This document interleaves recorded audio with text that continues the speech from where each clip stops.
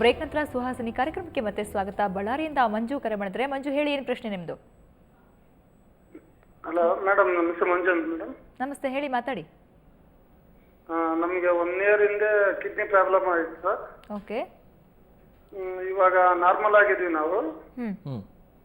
ಅದು ಮತ್ತೆ ನೆಕ್ಸ್ಟ್ ಏನಾದ್ರು ಮತ್ತೆ ಅದೇ ರೀತಿ ಪ್ರಾಬ್ಲಮ್ ಆಗ್ತತೇನಂತ. ಯಾತಕ್ಕೆ ಪ್ರಾಬ್ಲಮ್ ಆಗಿದೆ ಮಂಜು ಅವರೇ ನಿಮಗೆ? ಸರ್, ನಮ್ಗೆ ಇದು ಟಾಬ್ಲೆಟ್ ಇಂದ ಪ್ರಾಬ್ಲಮ್ ಆಗಿತ್ತಂತ ಸರ್, ಡಾಕ್ಟರ್ ಹೇಳಿದ್ರು ನಮಗೆ. ಯಾವ್ದ್ರಿಂದ? ಟಾಬ್ಲೆಟ್ ಇಂದ ಓಕೆ ಓಕೆ ಓಕೆ.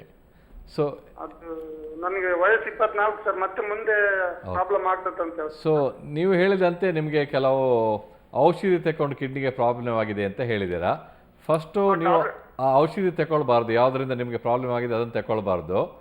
ಮತ್ತು ನಿಮ್ಮ ಡಾಕ್ಟ್ರನ್ನ ನೀವು ರೆಗ್ಯುಲರ್ ಆಗಿ ಚೆಕಪ್ಗೆ ನೋಡಬೇಕು. ಆ ಕಿಡ್ನಿ ಫಂಕ್ಷನ್ ಇಂಪ್ರೂವ್ ಆಗಿದೆಯಾ, ಸ್ಟೇಬಲ್ ಆಗಿದೆಯಾ, ಮತ್ತು ಕಿಡ್ನಿ ಫಂಕ್ಷನ್ನು ಕೆಟ್ಟದಿರುವಂಗೆ ಕೆಲವು ಪ್ರಿಕಾಷನ್ಸ್ ತಗೊಳ್ಬೇಕಾಗತ್ತೆ. ಹಾಗಾಗಿ ನೀವು ನಿಮ್ಮ ಡಾಕ್ಟ್ರನ್ನು ರೆಗ್ಯುಲರ್ ಆಗಿ ನೋಡಬೇಕಾಗತ್ತೆ. ಓಕೆ. ಶಿವಮೊಗ್ಗದಿಂದ ಕೃಷ್ಣ ಕರೆ ಮಾಡಿದ್ರೆ. ಕೃಷ್ಣ, ಹೇಳಿ, ಏನು ಪ್ರಶ್ನೆ? Hello madam. ಹಾಂ, ಮಾತಾಡಿ. Hello sir. ಹಾಂ, ನೀವು ಪ್ರಶ್ನೆ ಕೇಳಿ, ಡಾಕ್ಟರ್ ಕೇಳ್ತಿದ್ರೆ ಆ ಥರ. ಸರ್, ಕೆಳಗಡೆ ಸ್ವಲ್ಪ ಕಾಲ ಇದ್ರ ಹತ್ರ ಕಿಡ್ನಿ ಹತ್ರ ಹಾಂ, ಸೊ ಮೀಡಿಯಂ ನೋವು ಬಂದಂಗಾಗುತ್ತೆ ಸರ್, 2 ಸೈಡ್. ಏನು ಹೇಳಿ, ಮತ್ತೊಮ್ಮೆ ಹೇಳ್ತೀರಾ? ಇಲ್ಲ, ಕೆಳಗಡೆ ಸೈಡ್ ನೋವು ಬಂದಂಗಾಗುತ್ತೆ, ಕೆಳಗಡೆ ಸೈಡ್. ಸರ್ ಕಿಡ್ನಿ ಹತ್ರ. ಹಲೋ. ಹೇಳಿ, ಕೇಳಿಸ್ತಾ ಇದ್ದೀನಿ ಇವರೇ. ಸರ್, ಅಲ್ಲಿ ಕೆಳಗಡೆ ನೋವು ಬಂದಂಗಾಗುತ್ತೆ, ಏನಂತ ಗೊತ್ತಿಲ್ಲ ಸರ್. ಎಲ್ಲಿ, ಹೊಟ್ಟೆ ಭಾಗ ಕೆಳಗಡೆನಾ? ಹಾಂ, ಹೊಟ್ಟೆ ಭಾಗ ಕೆಳಗಡೆ ಸರ್. ಓಕೆ, ನೀವು ಹಾಗಾದರೆ ಚೆಕ್ ಮಾಡಿಸ್ಬೇಕು. ಯಾಕಂದರೆ ಹೊಟ್ಟೆಯಲ್ಲಿ ತುಂಬ ಥರ ಆರ್ಗನ್ಸ್ ಇದೆ, ಕಿಡ್ನಿ ಇದೆ, ಬೇರೆ ಆರ್ಗನ್ಸ್ ಎಲ್ಲ ಇದೆ.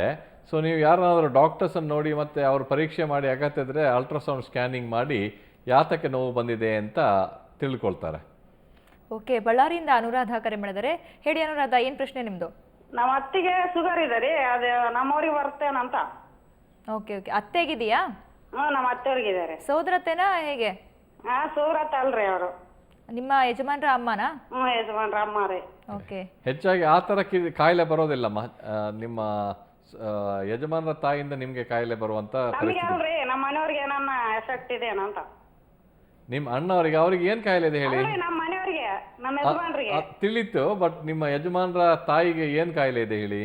ಶುಗರ್ ರೀ, sugar, BP. Sugar, BP hereditary ಆಗಿ ಬರ್ಬೋದು. ಬಟ್ ಕಿಡ್ನಿ ಕಾಯಿಲೆ ನಿಮ್ಮ ಅತ್ತೆಯವರಿಗಿದ್ರೆ ಅದು ನಿಮ್ಮ ಯಜಮಾನರಿಗೆ ಬರುತ್ತೆ ಅಂತ ಹೇಳಲಿಕ್ಕೆ ಆಗೋದಿಲ್ಲ. ಆದರೆ ಅವರಿಗೆ ಶುಗರು, BP ಇದ್ದರೆ ಅವ್ರು ಚೆಕ್ ಮಾಡಿಸಿ ನೋಡಬೇಕು. ಓಕೆ. ವೆಂಕಟರಾಜು ಅಂತ ಮತ್ತೊಬ್ಬ ಕಾಲರ್ ಇದ್ದಾರೆ. ಹೇಳಿ ಸರ್, ಏನು ಪ್ರಶ್ನೆ ನಿಮ್ಮದು? ಹಲೋ, ಪ್ರಶ್ನೆ ಕೇಳಿ. ಇದು ನನ್ನ ಚಿಕ್ಕಪ್ಪನ ಮಗನಿಗೆ ಕಿಡ್ನಿ ಪ್ರಾಬ್ಲಮ್ ಆಗಿದೆ. ಅದು ಅವನಿಗೆ ಆಳ್ನಾಡಿ ಅಪೋಲೋ ಆಸ್ಪತ್ರೆಯಲ್ಲಿ ಕಿಡ್ನಿ ಟ್ರಾನ್ಸ್ಫರ್ ಆಗಿದೆ. ಅವನಿಗೆ ಹೆರಿಡಿಟಿ ಆಗಿ ಒಂದು 2 ಜನ ಅವನ ಸೋದರ ಮಾವಂದ್ರು ಅದರಲ್ಲೇ ತೀರೋಗಿದ್ದಾರೆ. ಇನ್ನೊಂದು ದೊಡ್ಡಮ್ಮನ ಮಗ ತೀರಿ ಆಗಿದ್ದಾರೆ. ಆಯ್ತು, ಹೇಳಿ. ಅದೇ ಟ್ರಾನ್ಸ್ಪೋರ್ಟ್ ಆಗಿ ಈಗ ಈಗ ಕಳೆದ ಸೋಮವಾರ ಅವನಿಗೆ ಆಪರೇಷನ್ ಆಗಿದೆ. ನಿಮ್ಮ ಪ್ರಶ್ನೆ ಏನು ಹೇಳಿ? ಅಲ್ಲ, ಡೌಟ್ ಏನು ಹೇಳಿ, ಅಂದ್ರೆ ನಿಮ್ಮ ಪ್ರಶ್ನೆ ಅದು ಹೆರಿಡಿಟಿ ಆಗಿ ಬರ್ತದ ಅಂತ. ಓಕೆ. ನಾನು ಇವಾಗಲೇ ಹೇಳ್ದಂಗೆ ಬಹಳಷ್ಟು ಕಡಿಮೆ ಕಾಯಿಲೆ ಹೆರಿಡಿಟರಿ ಆಗಿ ಬರುತ್ತೆ. ಒಂದು ಇದಕ್ಕೆ ಪಾಲಿಸಿಸ್ಟಿಕ್ ಕಿಡ್ನಿ ಡಿಸೀಸ್ ಅಂತ ಹೇಳ್ತೀವಿ. ಹೆಚ್ಚಾಗಿ ಕಾಮನ್ ಆಗಿ ನಮ್ಮ ದೇಶದಲ್ಲಿರುವ ಕಾಯಿಲೆ ಡಯಾಬೆಟಿಕ್ ಕಿಡ್ನಿ ಡಿಸೀಸ್ ಅಥವಾ ಮಧುಮೇಹದಿಂದ ಬರುವಂಥ ಕಿಡ್ನಿ ಡಿಸೀಸು. ಇದು ಮಧುಮೇಹ ಹೆರಿಡಿಟರಿ ಇರ್ಬೋದು, ಆದರೆ ನಿಮಗೆ ಡಯಾಬಿಟಿಸ್ ಇಲ್ಲ ಅಂದರೆ ನಿಮಗೆ ಡಯಾಬಿಟಿಸ್ಗೆ ಆಗುವ ಕಿಡ್ನಿ ಕಾಯಿಲೆ ಬರೋದಿಲ್ಲ. ಓಕೆ. ಈಗ ರಮೇಶ್ ಅಂತ ಬೆಂಗಳೂರಿಂದ ಕರೆ ಮಾಡಿದ್ರೆ. ರಮೇಶ್, ಹೇಳಿ, ಏನು ಪ್ರಶ್ನೆ? ಏನಿಲ್ಲ ಮೇಡಮ್, ವಿದ್ಯುತ್ ನೋಡ್ಬೇಕಾದ್ರೆ ತುಂಬಾ ಉರಿ ಬರ್ತೈತೆ.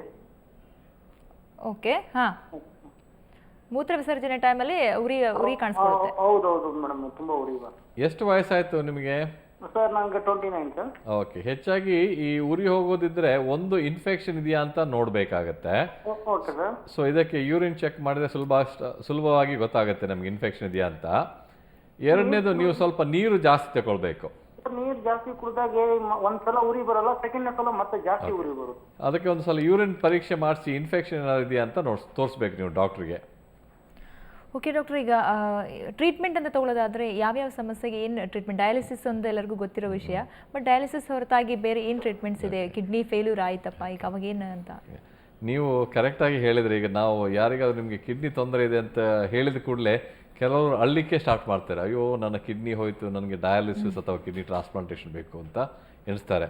ಆದರೆ ಕಿಡ್ನಿ ಕಾಯಿಲೆಯಲ್ಲೂ ಎರಡು ಥರ ಇದೆ. ಒಂದು ಅರ್ಲಿ ಕಿಡ್ನಿ ಡಿಸೀಸು ಅಥವಾ ಭಾಳ ಬೇಗಲೆಸ್ಟ್ ಡಯಾಗ್ನೋಸ್ ಆಗಿರುವಂಥ ಕಾಯಿಲೆ, ಇನ್ನೊಂದು ಭಾಳ ಲೇಟ್ ಸ್ಟೇಜಸ್. ಇದಕ್ಕೆ ನಾವು ಮೆಡಿಕಲ್ ಟರ್ಮ್ಸಲ್ಲಿ ಸ್ಟೇಜ್ 1, ಸ್ಟೇಜ್ 3, ಸ್ಟೇಜ್ 4, ಸ್ಟೇಜ್ 5 ಅಂತ ಹೇಳ್ತೀವಿ. ಹೆಚ್ಚಾಗಿ ಡಯಾಲಿಸಿಸ್ ಬೇಕಾಗಿರೋದು ಲಾಸ್ಟ್ ಸ್ಟೇಜ್ ಅಥವಾ ಸ್ಟೇಜ್ 5 ಅಲ್ಲಿ. ಅದರಿಂದ ಮುಂಚೆ ನಾವು ಮೆಡಿಸಿನ್ಸ್ ಮತ್ತೆ ಲೈಫ್ ಸ್ಟೈಲ್ ಮಾಡಿಫಿಕೇಶನ್ ಡಯಟ್ ಇಂದ ಕಂಟ್ರೋಲ್ ಮಾಡ್ಬೋದು.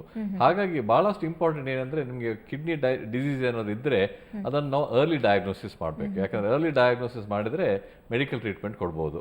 ಮೆಡಿಕಲ್ ಟ್ರೀಟ್ಮೆಂಟ್ ಏನು ಅಂದ್ರೆ, ಒಂದು ಸಕ್ಕರೆ ಕಾಯಿಲೆ ಇರೋರಿಗೆ ಸಕ್ಕರೆ ಕಂಟ್ರೋಲ್ ಮಾಡೋದು ಅಥವಾ ಶುಗರ್ ಕಂಟ್ರೋಲ್ ಮಾಡೋದು, BP ಇರೋರಿಗೆ BP ಕಂಟ್ರೋಲ್ ಮಾಡೋದು. ಇದಕ್ಕೆ ಸ್ಪೆಸಿಫಿಕ್ ಆಗಿ ಕೆಲವು ಕಿಡ್ನಿಗೆ ಪ್ರೊಟೆಕ್ಷನ್ ಆಗುವಂಥ ಮೆಡಿಸಿನ್ಸ್ ಇದೆ, ACE ಇನ್ಹಿಬಿಟರ್ಸು, ARBs ಅಂತ ಹೇಳ್ತೀವಿ. ಮತ್ತು ಲೈಫ್ ಸ್ಟೈಲ್ ಮಾಡಿಫಿಕೇಶನ್ ಅಂದರೆ ನೀವು ಬೊಜ್ಜು ಇದ್ದರೆ ವೆಯ್ಟ್ ಕಡಿಮೆ ಮಾಡಬೇಕು, ಸ್ಮೋಕಿಂಗ್ ಇದ್ದರೆ ಡೆಫಿನೆಟ್ ಆಗಿ ನಿಲ್ಲಿಸಬೇಕು, ರೆಗ್ಯುಲರ್ ಎಕ್ಸಸೈಸ್ ಮಾಡಬೇಕು, ಮತ್ತು ನಿಮ್ಮ ಏನು ಮೆಡಿಸಿನ್ಸ್ ನೀವು ತಗೊಳ್ತೀರ ಅದರಲ್ಲಿ ಕಿಡ್ನಿಗೆ ಹಾನಿ ಆಗಬಾರ್ದು. ಹಾಗೆಯೇ ಡಯಟಲ್ಲಿ ತುಂಬ ರಿಸ್ಟ್ರಿಕ್ಷನ್ಸ್ ಇದೆ. ತುಂಬ ವಿಪರೀತ ಪ್ರೋಟೀನ್ ತಿನ್ನೋದು, ಮೀನು ಮಾಂಸ ವಿಪರೀತ ತಿಂದರೆ ಅದು ಕಿಡ್ನಿಗೆ ಒಳ್ಳೆಯದಲ್ಲ. ಮತ್ತೆ ರೆಗ್ಯುಲರ್ ಆಗಿ ಕಿಡ್ನಿ ಫಂಕ್ಷನ್ ಹೇಗಿದೆ, ಇಂಪ್ರೂವ್ ಆಗ್ತಾ ಇದೆಯಾ, ಇದ್ದಂಗಿದೆಯಾ ಅಂತ ಚೆಕ್ ಮಾಡಿ ನೋಡಬೇಕು. ಬ್ಲಡ್ ಪ್ರೆಷರ್ ಕೂಡ ಅಲ್ಲಿ ಲಿಂಕ್ ಆಗುತ್ತೆ. ಬಹಳಷ್ಟು diabetes control, BP control, life style modification ಬಹಳಷ್ಟು ಇಂಪಾರ್ಟೆಂಟ್. ಓಕೆ, ಮತ್ತೆ ಕಿಡ್ನಿ ಸಮಸ್ಯೆ ಇದ್ದವರು ನೀರು ಹೆಚ್ಚಾಗಿ ಕುಡಿಬೇಕು ಅಂತಾರೆ. ಬಟ್ ಕೆಲವು ಕಡೆ ನಾನು ಓದ್ದಂಗೆ ಜಾಸ್ತಿ ನೀರು ಕುಡಿಯೋದು ಕೂಡ ತುಂಬಾನೇ ಅಪಾಯಕಾರಿ ಅಂತಾರೆ. ಏನು ಆಕ್ಚುಲಿ ಹೆಂಗಿರ್ಬೇಕಂತ? ಇದು ನೀವು ಬಹಳಷ್ಟು ಇಂಪಾರ್ಟೆಂಟ್ ಕ್ವೆಶ್ಚನ್ ಕೇಳಿದರೆ. ಯಾಕಂದ್ರೆ ಎಲ್ಲರೂ ಎಣಿಸ್ತಾರೆ ವಿಪರೀತ ನೀರು ಕುಡಿದ್ರೆ ಒಳ್ಳೇದಂತ. ಆದರೆ ಕೆಲವು ಸಿಚುವೇಶನ್ಸಲ್ಲಿ ಇದು ಒಳ್ಳೇದಲ್ಲ.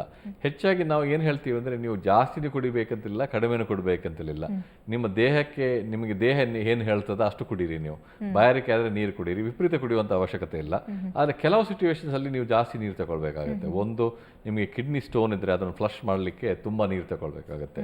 ದಿವಸಕ್ಕೆ 3 ರಿಂದ 4 ಲೀಟರ್ ತನಕ ತಗೊಳ್ಬೇಕಾಗುತ್ತೆ.